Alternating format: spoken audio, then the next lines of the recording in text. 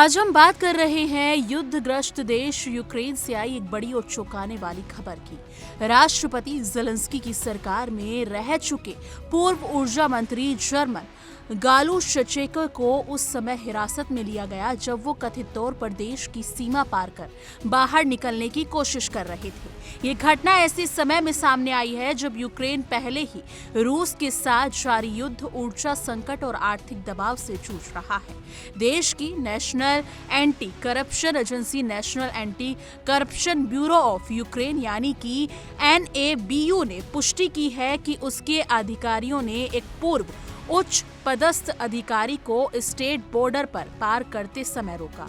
यानी कि हालांकि आधिकारिक बयान में नाम का खुलासा नहीं किया गया है, लेकिन यूक्रेनी मीडिया रिपोर्ट्स में साफ तौर पर कहा गया है कि हिरासत में लिया गया शख्स पूर्व ऊर्जा मंत्री गालू शचेको ही है। यानी कि कई वर्षों तक यूक्रेन के ऊर्जा मंत्रालय का नेतृत्व करते रही हैं वो, और देश के बिजली और परमाणु ऊर्जा क्षेत्र से जुड़े बड़े फैसलों में उनकी अहम भूमिका थी। लेकिन 2025 में ऊर्जा सेक्टर से जुड़े कथित भ्रष्टाचार और मनी लॉन्ड्रिंग मामले में नाम आने के बाद उन्होंने इस्तीफा दे दिया था।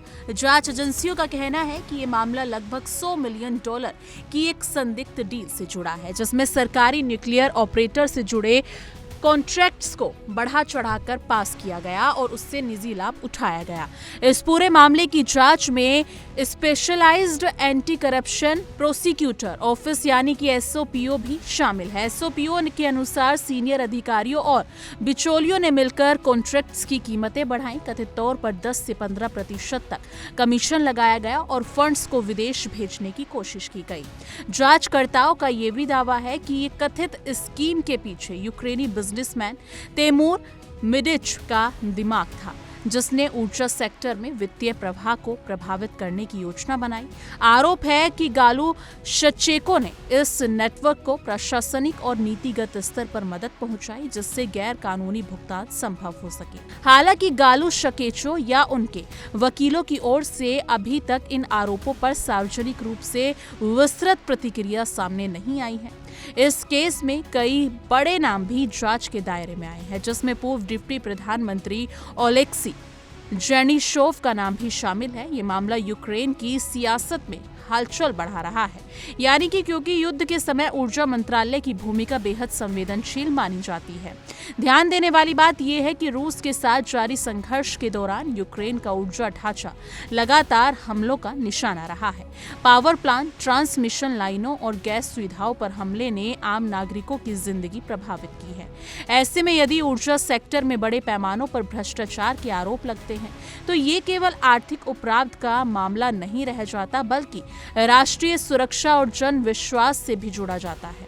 लेकिन पश्चिमी देशों से मिल रही आर्थिक और सैन्य सहायता के बीच यूक्रेन पर पारदर्शिता बनाए रखने का भी अंतर्राष्ट्रीय दबाव है।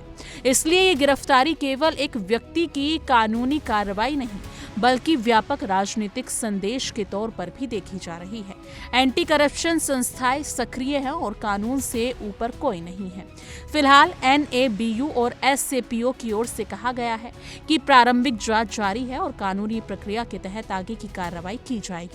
अदालत में आरोप तय होने के बाद ही स्पष्ट होगा कि पूर्व मंत्री के खिलाफ सबूत कितने मजबूत हैं और उन्हें किस प्रकार की सजा का सामना करना पड़ सकता है।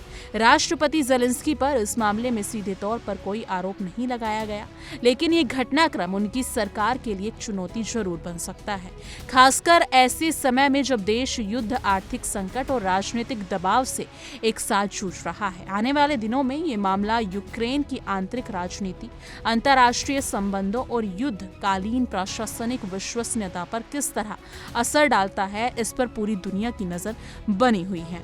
लेकिन इस मुद्दे पर आपकी क्या कुछ राय है? कमेंट सेक्शन में अपनी राय जरूर साझा कीजिएगा। देखिए इंडिया डेली 24/7 अब आपकी स्मार्ट टीवी पर।